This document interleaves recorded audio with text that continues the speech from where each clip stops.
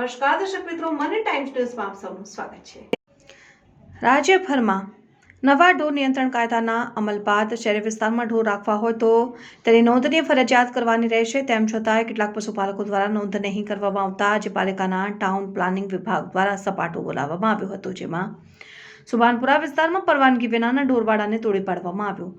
શહેરમાં રખડતા ઢોરો સામે કડક કાર્યવાહી કરવામાં આવે તે માટે ઢોર નિયંત્રણ કાયદાનું પાલન કરવું ફરજિયાત કરવામાં આવ્યું છે। શહેરી વિસ્તારમાં ઢોર રાખવા માંગતા પશુપાલકોએ તેની નોંધણી ફરજિયાત કરવાની રહે છે। તેમ છતાં હજી સુધી અનેક પશુપાલકોએ નોંધણી કરાવી નથી। શહેરના સુભાનપુરા વિસ્તારમાં કૃણાલ 4 રસ્તા નજીક આવેલા એક ઢોરવાડામાં નોંધણી વિના પશુઓ રાખવામાં આવ્યા હતા। આ મામલે પશુપાલકને વારંવાર નોટિસ આપ્યા છતાંય નોટિસને અવગણીને ઢોરવાડાની નોંધણી કરાવી ન હતી, જેથી આજે પાલિકાની દબાણ શાખાની ટીમ તેમજ ટાઉન પ્લાનિંગ વિભાગના અધિકારીઓ સાથે મળીને કૃણાલ સોસાયટી 4 રસ્તા નજીક સંજીવન સોસાયટીમાં આવેલા ઢોરવાડાને તોડી પાડવાની કાર્યવાહી હાથ ધરાઈ। વડોદરામાં ઢોરવાડાના માલિકે તંત્ર ઉપર આકરા પ્રહારો કર્યા, નોટિસ આપ્યા છતાંય રજીસ્ટ્રેશન નહીં કરાવનાર પશુપાલકે તંત્ર ઉપર આક્ષેપો કરતા જણાવ્યું કે પાલિકા તંત્ર ખોટી રીતે હેરાનગતિ કરી રહી છે। અમારા પશુ રાખવા શેની પરવાનગી લેવાની હોય, તંત્ર અમને આતંકવાદી બનવા મજબૂર કરે છે। અત્યારે અમે